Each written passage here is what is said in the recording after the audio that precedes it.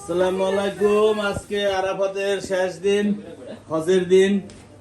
আমাদের আগামী দিন সেন্দাই জাপানে কোরবানি ছে, তো আজকে চাঁদ রাত এইগুলাকে একসাথে ইফতার পার্টি চলতেছে। তারপর এই যে আমাদের সাতশোকে বলছিলাম কিছু কলা নিয়ে, সাতশো পচা কলা নিয়ে আসছে।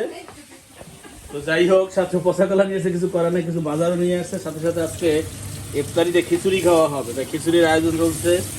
এদিকে গরুর মাংস আছে, সাথে আমাদের যার নেতৃত্বে, যার রেসিপিতে আমরা খিচুড়িটা তৈরি করতেছি, যে আমাদের হাসিবুর রহমানও চলে আসছে। তো এখন সাতশো টাকা খাই মনে নিতে টাকা মাদা কোনাইশো তারা সাতশো হসি না, সাতশো নিয়ে আই টাকার তাকে তো যেন আয় নাচতে। যাই হোক, এদিকে বাচ্চারা ফুর্তি করতেছে, লাফালাফি করতেছে। সাতশো মিজান আনছে। তো হাসিবে আসলে খুব ভালো রেসিপি, নলেজ খুব সুন্দর। এই লাউ টমেটো দিয়ে ভালো একটা সবজি দিছে, গাজর দিছে, আলু দিছে, বিক্রমপুরের কি বলে নতুন আলু।